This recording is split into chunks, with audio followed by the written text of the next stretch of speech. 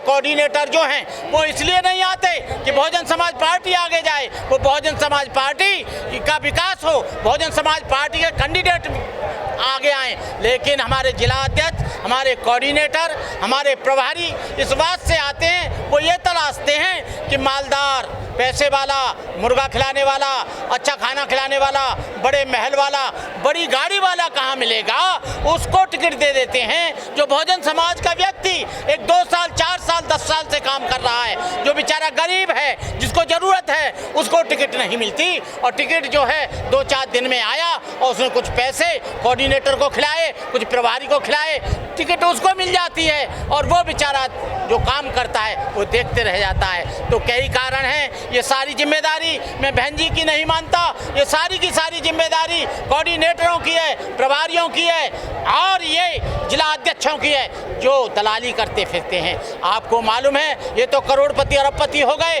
सबसे ज़्यादा दुख तो उसको है जो गांव में जाकर अपनी बेटी, जवान बेटी को लेकर अपनी बिना किवाड़ के मकान में रहता है। वो आज असुरक्षा महसूस कर रहा है, आज वो दुख महसूस कर रहा है, आज वो भुखमरी के कगार पर चला गया है, आज वो असुरक्षा की इतनी भयभीत है, आतंकित है कि मेरी बेटी का क्या होगा, मेरे बेटे का क्या होगा, मेरी पत्नी वहाँ सो रही है उसका क्या होगा।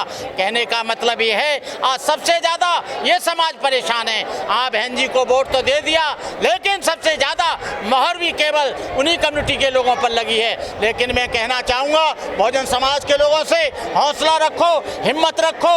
आप लोगों को डरने की कोई ज़रूरत नहीं है। यदि आप लोग डर गए तो आप मर गए। आप लोगों को संघर्ष करना होगा, आगे भी करना होगा। हम जानते हैं कि चिंताजनक परिणाम आए हैं, दुखद परिणाम आए हैं, हमारे अनुसार परिणाम नहीं आए।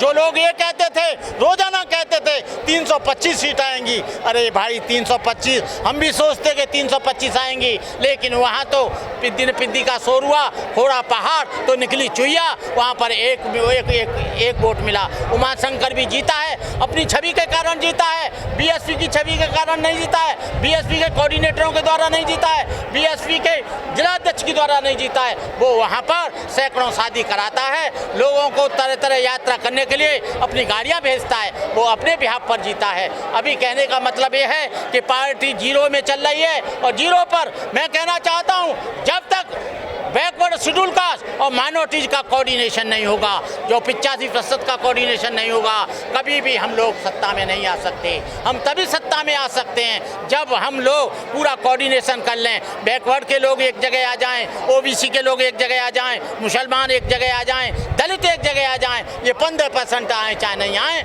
लेकिन हम उस संगठन को बनाने में असमर्थ रहे हैं, विफल रहे हैं। जो प्रबुद्ध सम्मेलन किए जा रहे थे, क्या आप ये कहना चाह रहे हैं कि प्रबुद्ध सम्मेलन की जगह अगर ओबीसी समाज में जाकर सम्मेलन किए जाते तो कहीं ज़्यादा अच्छा रिजल्ट रहता? प्रबुद्ध समाज का कोई मतलब नहीं है। प्रबुद्ध समाज के सम्मेलन में ब्राह्मण 1% आता था, वहाँ पर जो आता था 99% अम्बेडकरवादी आता था, बुद्धिस्ट आता था, अम्बेडकर को मानने वाला आता था, साहू जी महाराज को मानने वाला आता था, ज्योतिराव फुले को मानने वाला आता था और रामास्वामी नायकर को मानने वाला आता था, रैदास को मानने वाला आता था। वहाँ पर एक भी जो प्रबुद्ध सम्मेलन हुए वहाँ पर एक भी ब्राह्मण नहीं आता था, वहाँ पर केवल शेड्यूल कास्ट के लोग या कुछ बैकवर्ड के लोग होते थे। फिर सतीश चंद्र मिश्रा को इतनी बड़ी जिम्मेदारी पूर्वांचल और पूरे उत्तर प्रदेश में क्यों दी रखी है? देखिए, ये बहुजन समाज पार्टी अपनी विचारधारा से भटक गई है, जो काशीराम की विचारधारा थी। ब्राह्मण बनिया ठाकुर छोड़ बाकी हैं सब DS4। अब उस जगह पर जय श्री राम के नारे लगे, वहाँ पर फरसा उठाकर परशुराम के नारे लगे। अम्बेडकर की विचारधारा में जब मनुवाद की विचारधारा घुस जाए तो वो पार्टी जल्दी खत्म हो जाती है। इब्राहिम लिंकन ने कहा था, जर्मन के हिटलर ने कहा था, यदि किसी विचारधारा को खत्म करना है तो तुम अपनी विचारधारा घुसेड़ दो। उसमें सतीश मिश्रा जी ने उसमें फरसा वाला परशुराम घुसेड़ दिया। हाथी नहीं गणेश है, ब्रह्मा विष्णु महेश है, ये उसमें घुसेड़ दिया। और जो काशीराम की विचारधारा थी वो बिखर गई, मिट गई, ख़त्म हो गई, वहाँ पर वो नहीं रहा। सतीश मिश्रा को जिम्मेदारी दी, बहन जी ये जान रही थी कि सारा ब्राह्मण हमको वोट देगा, लेकिन उस स्थिति से उस सतीश मिश्रा को लोग आरएसएस का आदमी मानते हैं, इसलिए मुसलमान भी अलग हो गया। जब तक सतीश मिश्रा को नहीं दी जिम्मेदारी तब तक मुसलमान देता रहा, लेकिन उन्होंने ये कह दिया था कि हम और किसी को नहीं बनने देंगे, चाहे समर्थन हमें बीजेपी को देना पड़े। उस बात से भी जो है मुसलमान छिटक गया कि ये तो वही कर देंगी, वो हमारी मस्जिद को तोड़ के राम मंदिर बना रहे हैं, वो हमारे इंक्रोचमेंट कर रहे हैं, तो हम क्यों वोट दें। तो उन्होंने विचारधारा को स्पष्ट एक तरफ नहीं रखा, इसलिए ये पूरा का पूरा किला ढह गया। सोशल मीडिया पर काफ़ी विरोध हो रहा है बसपा का और तमाम आरोप भी लगाए जा रहे हैं। अब ये भी कहा जा रहा है कि आकाश आनंद को क्यों दूर रखा गया यूपी चुनाव से। मेरा बात सुनिए, बीएसपी किसी की बपौती जागीरदारी नहीं है। बीएसपी कोई बहन जी के घर में से नहीं निकली, बीएसपी कोई आकाश के पिता ने पैदा नहीं किया, बीएसपी कोई आकाश आनंद ने नहीं बनाई, बीएसपी उस महापुरुष ने बनाई हजारों मील की साइकिलें चलाकर, भूखा मरकर काशीराम ने, और काशीराम के साथ हजारों वो लोग थे जो लोग भूखे नंगे पैदल चलते थे। बीएसपी जो बनी है उन लोगों को पूछिए जिनके घर में आटा नहीं होता था, लेकिन साइकिल चलाकर वो केवल काशीराम के साथ जुड़ते थे, भूखे जुड़ते थे, प्यासे जुड़ते थे। आकाश आनंद के बारे में मैं कुछ नहीं कहना चाहूँगा, क्यों नहीं जोड़ा उसका कारण बहन जी को पूछना, वो उसका आनंद क्यों नहीं गया वो बहन जी को पूछना। जब इतनी बड़ी पोस्ट पर है, क्योंकि या तो इसलिए नहीं भेजा होगा क्योंकि आकाश आनंद अभी बोलना नहीं जानता है, कैडराइज नहीं है, कैडर की भाषा नहीं जानता है, उसने ज्योतिराव फुले को नहीं पढ़ा, रामास्वामी नायकर को नहीं पढ़ा, कबीर को नहीं पढ़ा, रैदास को नहीं पढ़ा, अंबेडकर को नहीं पढ़ा, बुद्ध को नहीं पढ़ा, तो आकाश आनंद कैसे जाएगा। वो तो ऊपर से उतारा गया है 5 स्टार होटल से और बिठा दिया गया।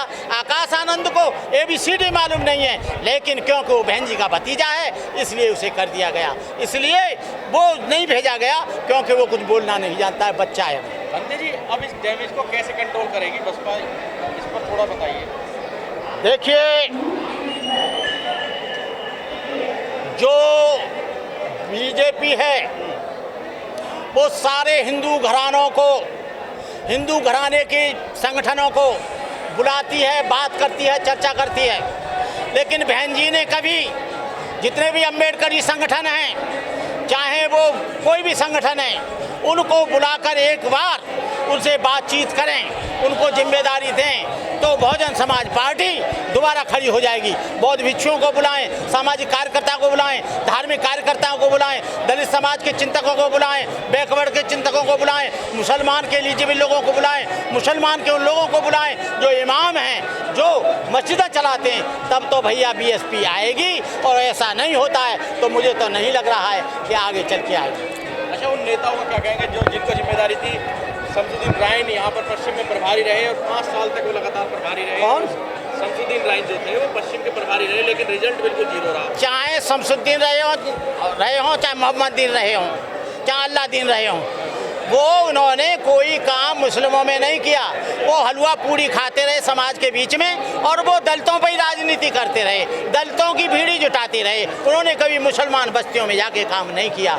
जैसे हमारे सतीश मिश्रा जी हैं, वो दलितों के बीच में, अरे ये तो बहन जी ने कर दिया ना, हम क्या करें, हम क्या कर सकते हैं। बहन जी हमारी सुप्रीमो है, बहन जी जो करेंगी, चाहे अपने भैया को अध्यक्ष बनाएं, चाहे अपने भतीजे को कोऑर्डिनेटर बनाएं, हम क्या कर सकते हैं। हम लोग तो केवल विचार दे सकते हैं, जब वो करेंगी। मेन कारण ये भी है, जो शेड्यूल कास्ट बोर्ड था वो भी इस बात से भड़का कि इन्होंने कल आने वाले अपने भाई को और भतीजे को पार्टी में सर्वोच्च पद पे रख दिया। उससे भी जो पुराने कार्यकर्ता थे, जो पुराने कोऑर्डिनेटर थे, उन्होंने भी कह दिया कि तुम बीजेपी में वोट दे देना। उन्होंने प्रचार बीएसपी का नहीं किया, बल्कि उन्होंने प्रचार इस बात का किया कि इनका भाई और ये बन गया है, इस बार बिल्कुल नेस्तनाबूद कर दो। उत्तर प्रदेश में जो चुनाव हुए उसमें मैं गलती किसकी बताऊं, गलती तो नहीं बता सकता, लेकिन उत्तर प्रदेश के चुनाव में कुछ दिन पहले बहन जी कह रही थी कि मुसलमानों ने वोट नहीं दिया। बिल्कुल सही हो सकता है मुसलमानों ने वोट नहीं दिया हो, लेकिन बहन जी को ये भी कहना चाहिए कि ब्राह्मणों ने भी 1% वोट नहीं दिया। जिस बहुजन समाज की बागडोर, जिस बहुजन समाज का सबसे बड़ा मुखिया जो राष्ट्रीय महासचिव है सतीश मिश्रा जी को बनाया था, लेकिन वो 1% भी वोट इधर ट्रांसफ़र नहीं कर पाए। कहने का मतलब ये है कि बहुजन समाज का वोट तो सर्व सवर्ण के लिए ट्रांसफ़र हो जाता है, लेकिन बहुजन समाज को सवर्ण का वोट ट्रांसफ़र नहीं होता है। कहने का मतलब ये है सर्वजन को ट्रांसफ़र हो जाता है, लेकिन बहुजन को ट्रांसफ़र नहीं होता है। बहुजन का मतलब सर्वजन सुखाय सर्वजन हिताय इसलिए बनाया कि केवल बहुजनों का वोट मिलता रहे और बहुजन को सर्वजन का वोट नहीं मिले। एक मिनट। दूसरा ये है कि पहले कैडर चलते थे, बामसेफ का कैडर चलता था, वो नौकरी वालों का और गवर्नमेंट एम्प्लॉयों का संगठन था, जहाँ से माइंड मिलता था, मनी मिलती थी, और जो हमको जो बाहुबल शक्ति मिलती थी वो हमको मिलती थी DS4 से, जो स्टूडेंटों का संगठन था। स्टूडेंटों का जो DS4 का कैडर है वो ख़त्म कर दिया गया, बामसेफ का कैडर ख़त्म कर दिया गया। तो जब विचार ही ख़त्म हो जाएगा, विचार ही नहीं रहेगा, तो पार्टी कहाँ रहेगी? कोई भी पार्टी मुद्दों पर चलती है, कोई भी पार्टी विचारों पर चलती है, कोई भी पार्टी आइडियोलॉजी पर चलती है, और जब जिस पार्टी की आइडियोलॉजी मर जाती है, विचार मर जाता है, तो पार्टी भी मर जाती है। उसी तरह से बामसेफ ख़त्म हो गई, DS4 ख़त्म हो गया, इसलिए नहीं हो पाया। लेकिन हमारा कहने का मतलब ये है कि सर्वजन हिताय सर्वजन सुखाय की जो बात कर रहे हैं, सर्वजन का एक वोट भी BSP को नहीं मिला। यदि BSP को सर्वजन का वोट मिलता तो ये हालत एक सीट नहीं आती, बहुत सी सीटें आती। सर्वजन का वोट 1% भी ट्रांसफ़र नहीं हुआ, केवल बहुजन का वोट मिला, और बहुजन में भी केवल जाटव समाज का वोट मिला। हम लोग अन्य जातियों को, जो शेड्यूल कास्ट की जाती हैं, बैकवर्ड की जाती हैं, ब्राह्मण की जाती है, ठाकुर की जाती है, हाई कास्ट की जाती है, उसको हम BSP से जोड़ने में असमर्थ रहे। इससे अच्छा तो काशीराम जी का ही पुराना फॉर्मूला सही था कि ब्राह्मण बनिया ठाकुर छोड़, बाकी हैं सब DS4। कम से कम 85%। जितना बुरा हाल इस बार हुआ है उतना बुरा हाल उस बार नहीं हुआ है।